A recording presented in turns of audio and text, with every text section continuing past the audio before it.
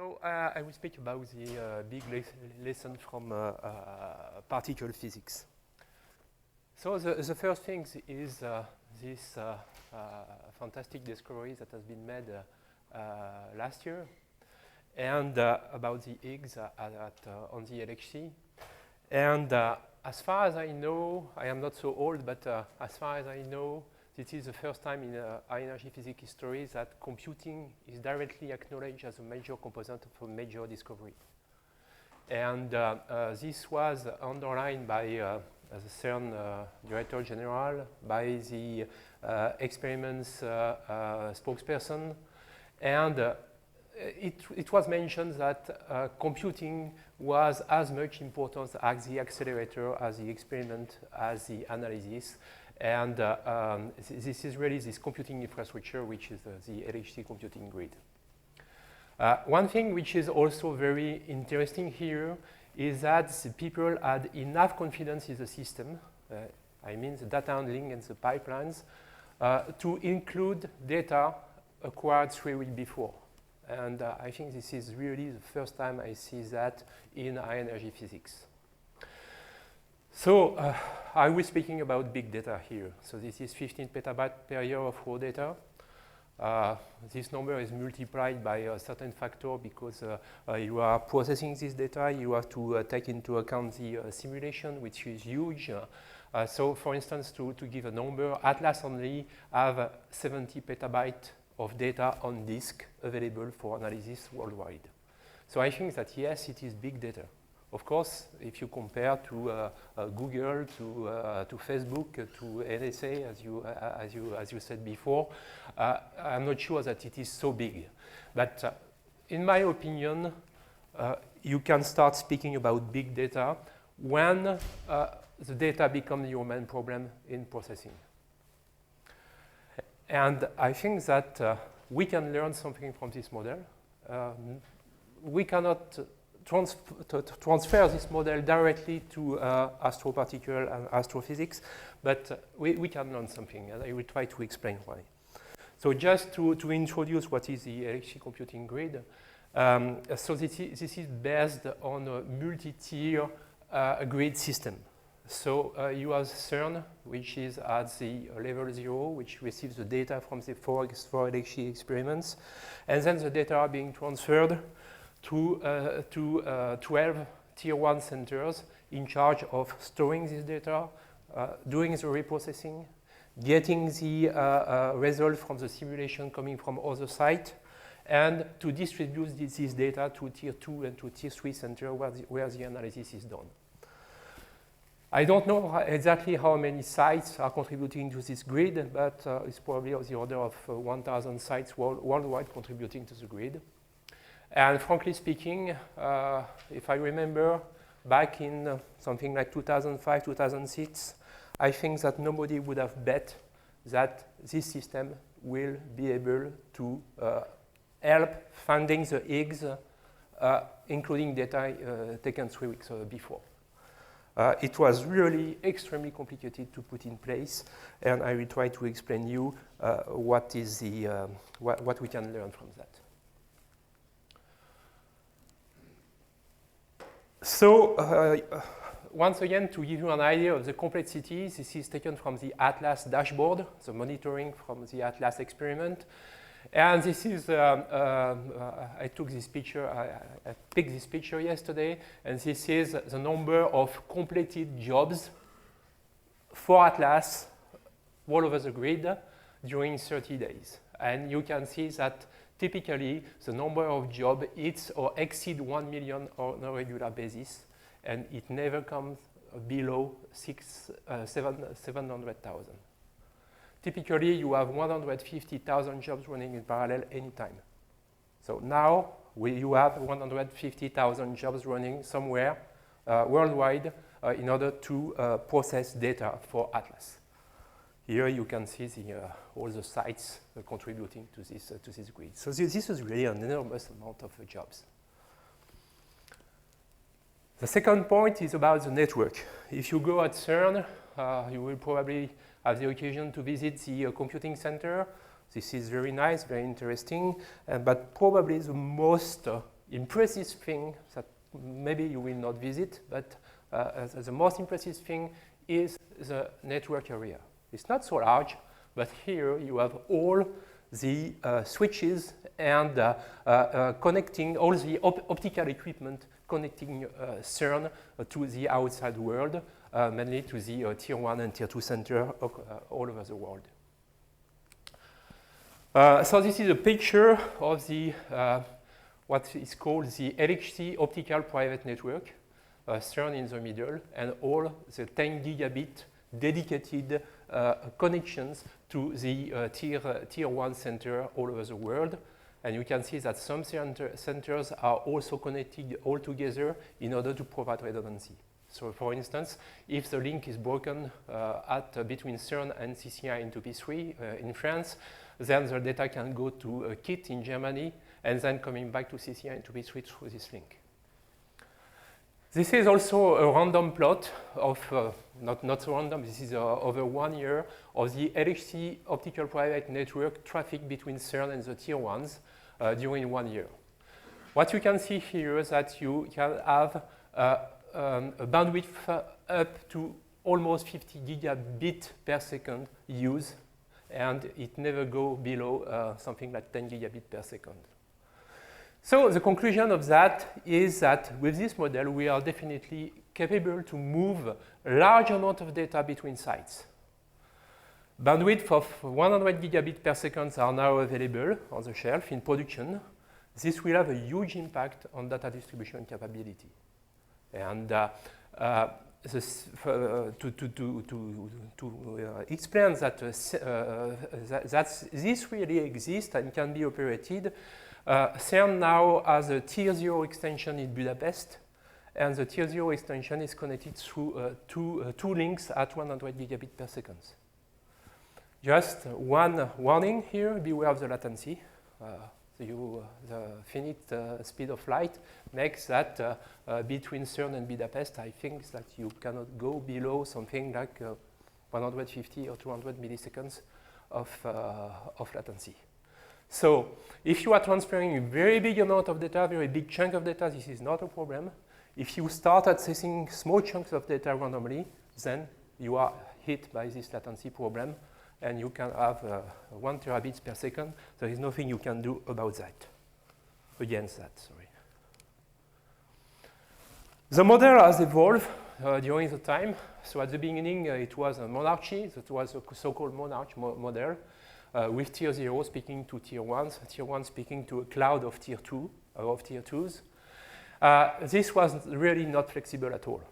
And for instance, if you are in this tier 2 and you need to access some data which are in this tier 2, then you had to go through the tier 1s. So it was not practical at all. So recently, approximately 2 years ago, they decided to change to a democratic model where basically any tier 2 can speak to any other tier 2 and getting any data. So it's really introducing more flexibility in the data placement and improves the data analysis efficiency. This is the LHC1 project. This is interesting to notice that this LHC1 project has been done at minimal cost. I have not the exact number in mind, but I know that for the French NREN, for instance, it was really easy. I would not say that it is no cost, but it was really easy. And the deployment has been very fast, and thanks to the latest network technology. You have now in hand some technologies, some network technology, which allows to reconfigure your network at the worldwide level in a very, very flexible way. And this is something that you can make use for, like we can think to make use for future experiments in order to really introduce flexibility. Because I think that as a scientist, what we want is really to be flexible and to have a maximum ease of access to the data. Another example also is about the LSST database. So the LSST database, Phil mentioned that before, this will be really a big piece of big data. So for instance, this fourth source database here, it's at 32 trillions of lines. In fact, I heard that it is probably of the order of 50 trillions. The number of sources is 5 trillion. It will be 34 terabytes at the end of the survey. And of course, you need to be able to interrogate this database in order to get sensible results. The solution for that is to use a distributed system based on MySQL nodes, distributed over thousands of nodes, and to be able to recombine the result of this distributed query in order to build the answer. So the idea here is a very clever idea to map the server structure to the sky, in fact, where each part of the sky here is associated to one node with some overlap in order to make the system more efficient. It is very interesting to know that the underlying communication protocol to handle the request on this so-called QServe cluster is directly inherited from Babar. This was the XrootD protocol, which has been developed here at Slack in Babar after the big trouble we had with the object-oriented database objectivity. So we already see some impact of the high energy physics in the big astro particle project. So what is the big success? I think that the big tour de force has been to operate the whole system with an efficiency compatible with the science needs. This is really the big success of this model. And this is not so easy, because what does it mean to have an efficiency compatible with the science needs? This is to be able to afford a 10% failure rate. 10% failure rate over 1 million jobs per day means that you have 100,000 jobs failing every day.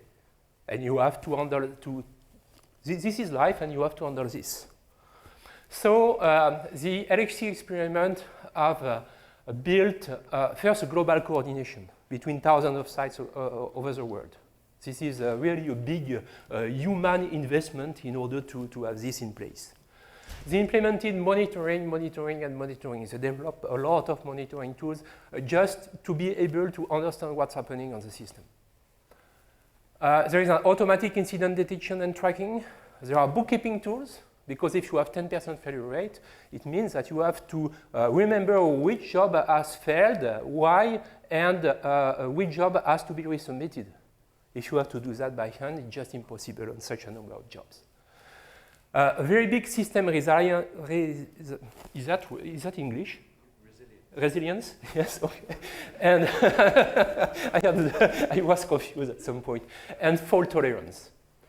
And also something which is very important for big data, a sophisticated file transfer management system. It's not possible to just make an FTP or rsync. It's just not viable if you are handling tens of millions of files. So you have to implement a queuing system, you have to implement automatic retry, automatic detection of failure, and so on. So I think that's really the big successes of the high energy physics and LHC. And what is a big failure? I put quotes between failure because, okay, it's cannot reasonably say that it is a failure. But the big problem of this system is the human cost. I think it was underlined. By Richard Mount as the summary of Snowmass. The human cost. The grid model has been an excellent way to bring computing resources in LHC experiment, but at the price of the involvement of a large amount of people. And this cost does not decrease significantly with time. It means that still now you still need a lot of people in order to operate this system, and this is costing a lot of money, and this is also a management and organizational headache. So it will be the big challenge for the next LHC upgrades, and also for other future experiments, to be able to adapt this model in order to be able to build something which is reasonable for human people. Big question now.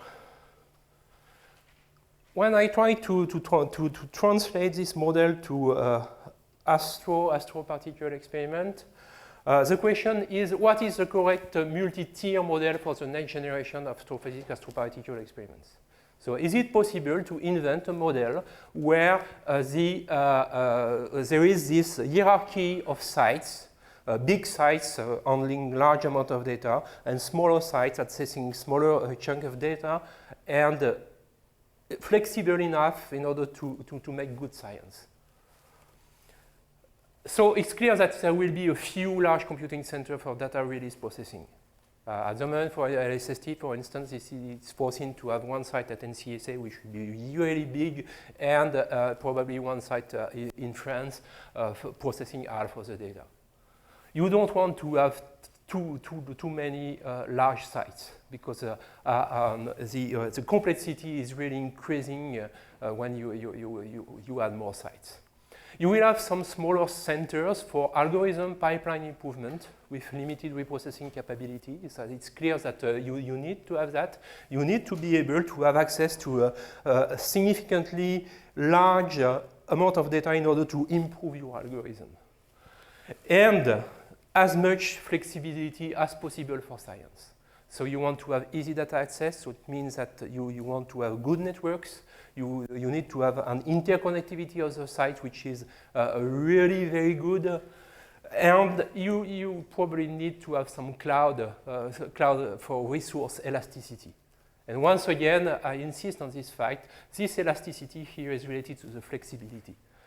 As far as I know, we have not yet demonstrated that this is feasible, and we have not yet a model where we have included the cloud in an efficient way. And should it be a private cloud? Should it be a public cloud? Should we go to Google? Should we go to Amazon? Is it feasible? What is the real cost? I think that the answer is that it will be probably a mix between both kinds of clouds, and mixing also cloud with regular, I would say, computing centers. So the next big challenges. So we know if you are looking the clock speed of individual core, we all know that we are now at a saturation of single core speed. So it means that you will have greater number of cores and also some smaller memory per core. So there is nothing to do against that unless you have really a new technology coming on. But at the moment, you have to handle a large amount of core and small memory per core. And high energy physics applications are not well adapted for that, not at all. There are some workarounds possible for multi-core computers using what they call the whole node. I mean that for one given run, you are using the whole node with all the cores instead of sending one job per core. This is really a workaround. It is working and is efficient as long as you have a relatively small number of cores. It doesn't work when you go to a huge number of cores. So the next challenge will be to explore the parallelism in many core architecture. And I think that the next generation experiments are in better positions than LHC, as they can think their code differently from the beginning. And from what I have seen in LSST, for instance, I think that the LSST code is very well thought from the very beginning in order to introduce some parallelism. But this is not the end of the story, and this topic requires a lot of work. One slide also on the high throughput versus high performance. So high energy physics has no need for high performance computing. You don't need to have supercomputers for high energy physics, except for lattice QCD. Lattice QCD is a heavy user of supercomputers. Astrophysics, astroparticles need very large-scale high-performance computing simulation. I think we will speak about that later. And I am from the HPC world, so forgive me if I am doing mistakes or if I am not complete, but I think that the full sky analysis, like wind lensing, bionic oscillation, CMB, need high performance, large memory computers. And they are very good candidates for strong code parallelization. And this will require, I don't really know what is the status of that now, but I think that it will require a lot of effort. So my feeling is that the next generation project will need both kinds of computing, and that there will be some complementarity. It was also mentioned by Lothar Boerdig at SNOMAS.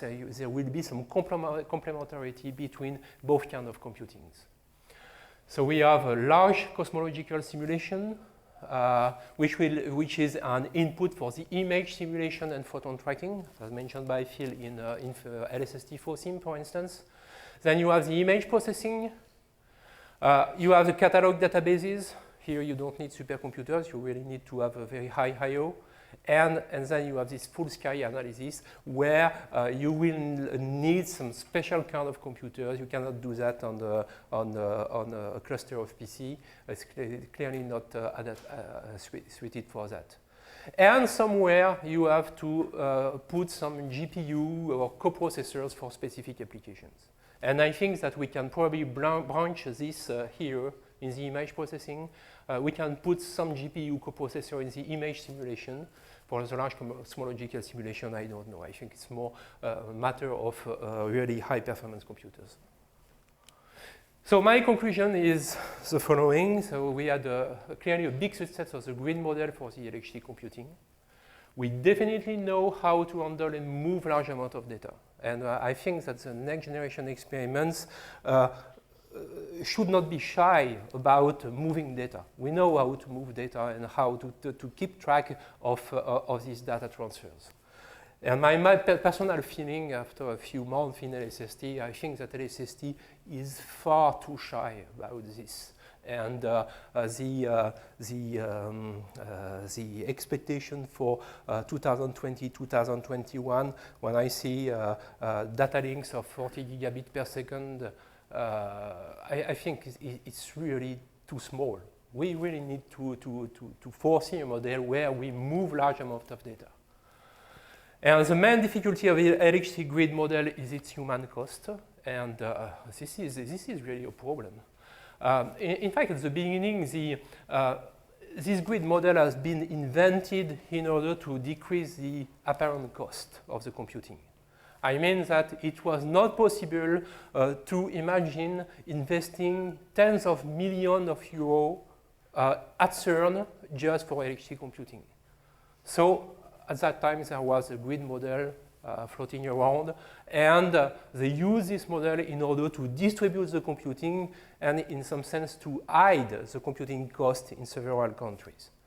But the effect of that is the human cost in order to operate the system. The multi-tier model, or whatever it's called, for Astro project has still to be invented. And I would be really delighted if we can speak about that and how you imagine this model to be efficient to make the best possible science. I think the future will be parallel. So parallel computing is something important and will require significant investment in order to make it efficient. And of course, high throughput computing and high performance computing are something which are complementary, and this should be part of the model. Thank you. This is kind of a bit off the wall again, I'm afraid, but SLAC's main business now is not particle physics and it's not astrophysics, but light sources. Yeah.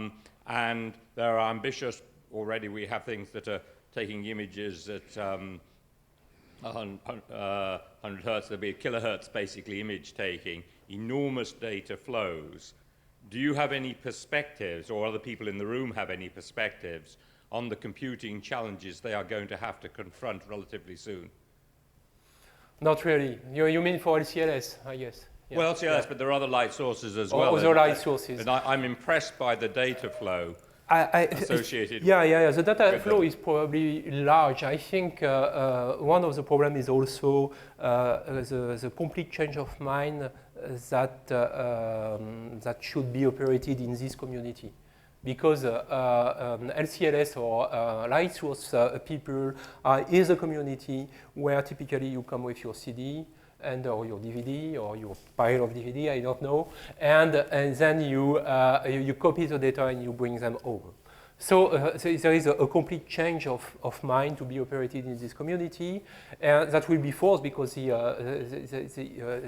because of the amount of data that have to be handled. But frankly speaking, I have no idea of the exact amount. I think that it's also very complex because due to the number of different very small experiments that are going to take data on a given light source. So the multiplicity of the users, the multiplicity of the usage, and the diversity of the community, I think is the main complication. With this respect, I think that we are in a much better position in high-energy physics and probably in a slightly better position in the astro community. There's basically two kinds of research, I guess is a way of saying it, depending on whether you know what you're looking for or you're exploring for new things, new discoveries. Astronomy is typically a mixture of the two, but is it fair to say that particle physics and everything you talked about is completely in the area where you know what you're looking for, and it's simply a matter of analyzing the data for that phenomenon? No, I think, of course, for the Higgs, for instance, for the Higgs discovery, particle physicists knew exactly where to look. Of course, the mass was unknown, but the mass was in a given window, and the branching ratio, the cross section were known with respect to different models, but basically they knew exactly what they were looking for. But particle physics has also a tremendous amount of work in searches, what they call searches in general. And here you don't really, you have an idea of what you are looking for, but you really have to be very clever in order to adapt the analysis to new models, to be as model independent as possible, and so on. So I probably astrophysics, astroparticle is a domain where you are really expecting the unexpected. It's clearly much more than in particle physics, but I think that particle physics has also some part of unexpected things, and they have the algorithms in order to detect these kind of things. Okay, and of course it's not a trivial factor or difference, because if you're searching for an unknown, the number of possibilities grows even faster than the data, and so you have the trials factor and the statistical fluctuation problem much worse in an exploratory data analysis situation. Thanks, Dominic. It was super interesting talk.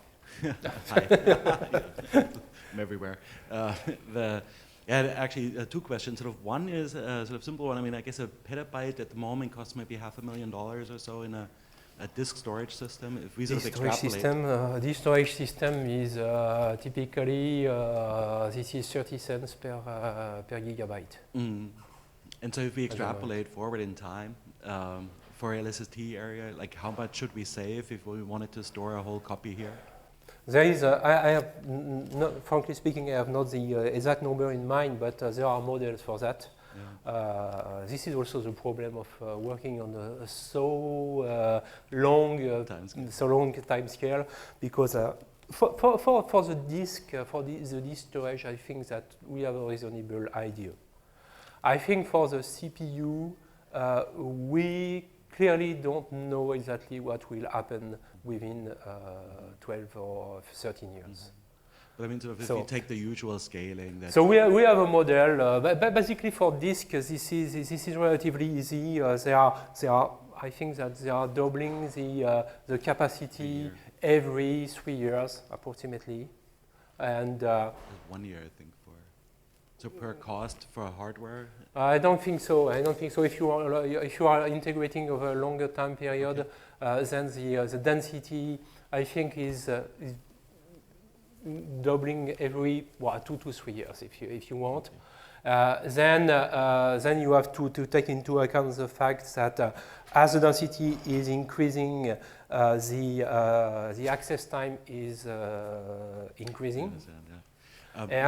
But you can put that into a model, and I think that you can do a reasonable prediction within a factor of two for LSST timescale. All right. Yeah. So I was a bit surprised by your 10% failure rate. I'm involved with Fermi, and our data volumes and processing are 2 orders of magnitude smaller, but we achieve less than 1% failure rate. Yeah. So I'm wondering if the failure rate is going to scale with the magnitude of the data sets involved in experiments. And the other implication is that if you've got a 10% failure rate, to get 99% completeness, you have to resubmit all those failed jobs a second time, and to get 4 or 5 nines system data volume reliability, you're reprocessing multiple times. And have you landed on the 10% through your balance between human costs and the costs of just doing that sort of reprocessing? So I think that the inefficiency is not related to the amount of data. It's not directly related to the amount of data. I think that the inefficiency here is related to the distributed model. So that's one point. So I think that we should. This is my opinion. I think it's not necessarily shared by everybody, but in my opinion, in the LHC case, we are in a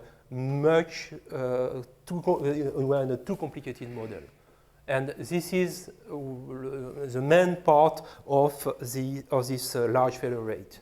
And of course, this failure rate has a cost because you have to reprocess a lot of time. And this is compensated, as I said before, by the sophistication of the bookkeeping tools.